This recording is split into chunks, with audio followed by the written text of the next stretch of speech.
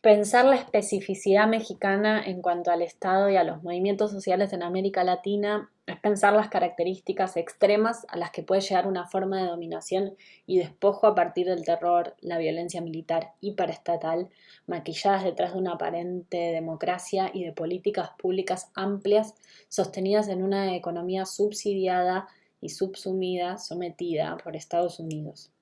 Comprender la situación actual de México y de los últimos 50 años debiera ayudarnos a dejar de ubicar a este país como una excepción,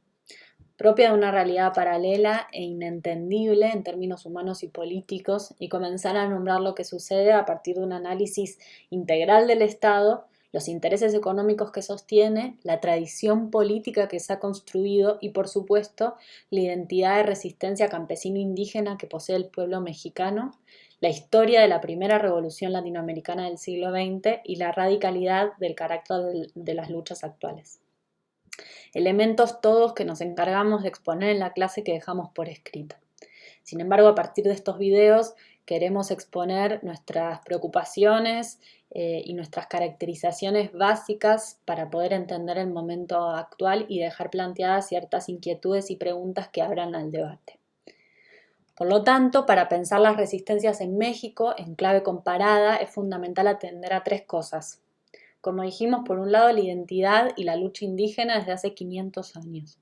Por otro lado, la memoria revolucionaria que aún pervive como un legado incumplido. Y por último, pero no menor, la propiedad de la tierra.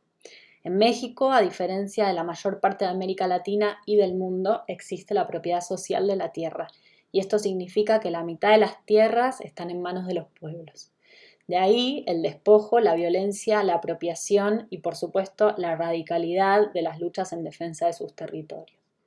Poseer la tierra, cultivarla para la autosuficiencia, relacionarse comunitariamente para sostener su producción, distribución y consumo, y concebirla como parte de todos, como un elemento vivo, espiritual y fundamental para la vida, cambia tremendamente las formas de socialización, de lazos comunes y de concepción política y cultural.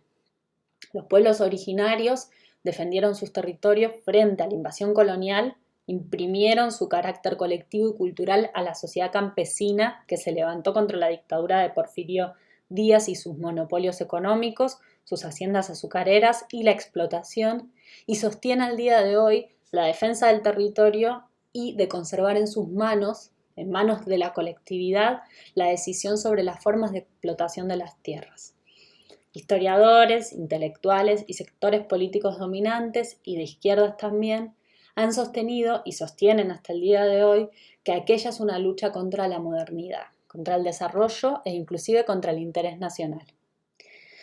Podemos pensar los límites del autonomismo y de una defensa encapsulada y parcial. Sin embargo, lo cierto es que los megaproyectos mineros en manos de empresas transnacionales o de capital nacional privado con intereses transnacionales, los megaproyectos turísticos que traen consigo la expropiación para la construcción hotelera privada o de producción de energía, por ejemplo, que se encarga de abastecer a los polos industriales y maquilas de origen europeo y norteamericano, todas asociadas al crimen organizado como una fuerza tercerizada del Estado y de control de esas regiones para frenar el posible descontento popular, en nada pareciera responder a la necesidad del bien común. De ahí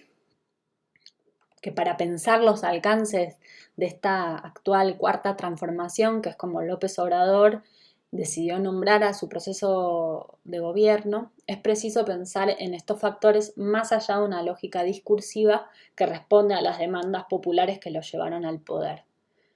¿Dónde se quieren instalar los actuales proyectos de despojo? El peso político que los pueblos originarios tienen en esas zonas, el crimen organizado que se acelera en dichas regiones y provoca el desplazamiento forzado de pueblos enteros, cuáles son los intereses económicos y políticos custodiados por las fuerzas militares norteamericanas, teniendo en cuenta que desde el 2001 todo el territorio mexicano ha sido concebido por Estados Unidos como su frontera sur, y por supuesto la impunidad que aún pervive sobre los crímenes de lesa humanidad que se han perpetuado en México durante los últimos 50 años. Teniendo claro este panorama es que debemos y podemos preguntarnos ¿Cuál es la responsabilidad y cuáles los desafíos del movimiento social en México frente a este nuevo gobierno? ¿Cómo aprender de los desaciertos de los movimientos y de las incapacidades de los gobiernos progresistas del Cono Sur de los últimos 15 años? ¿Cuáles son las enseñanzas que el movimiento mexicano puede darnos al resto de América Latina? Todo esto también con el objetivo de barrer con los mitos que sobre México han caído gracias a la industria cultural norteamericana y por otro lado a cierta romantización de la cual muchos intelectuales hemos podido caer.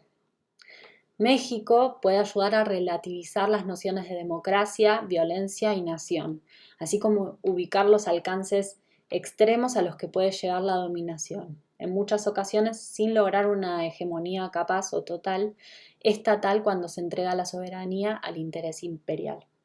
Estos son algunos de los interrogantes, de las inquietudes que dejamos planteados.